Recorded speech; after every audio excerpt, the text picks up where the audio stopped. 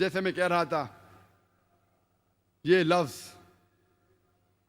आतंकवाद, दहशतगर्दी या आतंकवादी या दहशतगर्द, इसके कई कॉन्फ्लिक्टिंग डेफिनेशंस है, कई इख्तिलाफी डेफिनेशंस है, और बहुत से बार वही शख्स को दो लेबल दिया जाता है, वही एक्टिविटी के लिए, वही काम के लिए। हम जानते हैं कि 60 साल पहले, कई सालों तक अंग्रेज इस देश पे हुकूमत कर रहे थे, और कई हिंदुस्तानी अपने आजादी के लिए, इस देश के आजादी के लिए लड़ रहे थे।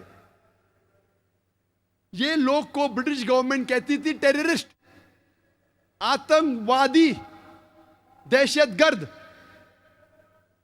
हम आम हिंदुस्तानी कहते थे ये है पैट्रियट, ये देशभक्त है। वही शख्स, वही काम, दो लेबल, दो लक़ब।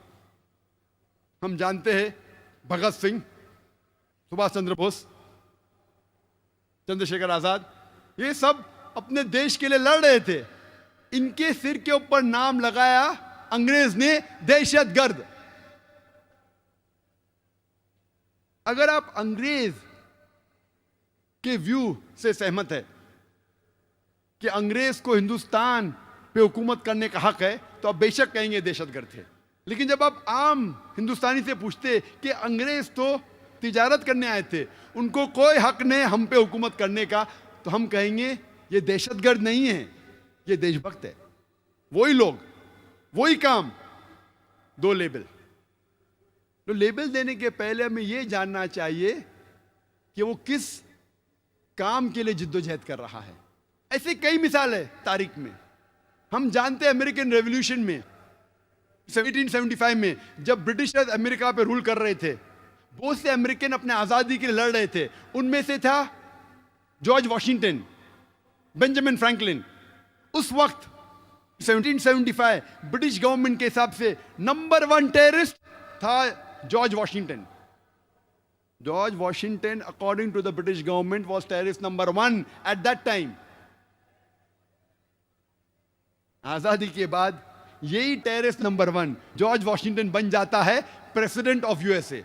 आप सोच सकते हैं, टेररिस्ट नंबर 1 बन जाता है प्रेसिडेंट ऑफ यूएसए, और वो गॉडफादर है सब प्रेसिडेंट्स का, इंक्लूडिंग जॉर्ज बुश। ऐसे कई मिसाल है। नेल्सन मंडेला, गोरी की हुकूमत जब थी साउथ अफ्रीका में, उन्होंने साउथ अफ्रीका में नेल्सन मंडेला को गिरफ्तार किया और 25 साल से ज्यादा रॉबिन आइलैंड में कैद कर लिया।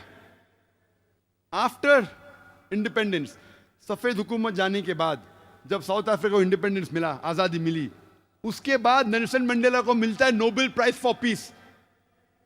द व्हाइट अपार्थाइड गवर्नमेंट, गोरी की हुकूमत कहते थे नेल्सन मंडेला टेररिस्ट नंबर 1 है, 25 साल तक कैद होता है, उसके बाद उसको मिलता है नोबेल प्राइज फॉर पीस। ना कि वो बहुत खराब इंसान था, बाद में अच्छा बना। वही काम के लिए जिसके लिए वो 25 साल के लिए जेल में गया, उसी काम के लिए उसको मिलता है नोबेल प्राइज फॉर पीस। इसके क्या मानी है? 25 साल तक कैद हुआ, आतंकवाद का लेबल लगा, बाद में उसे मिलता है नोबेल प्राइज फॉर पीस। तो इससे यह हमें अंदाजा होता है कि जो भी पावर में है, जो भी लक़ब वो देना चाहता है, आपको दे सकता है। हक की तो कुछ बुनियाद ही नहीं है।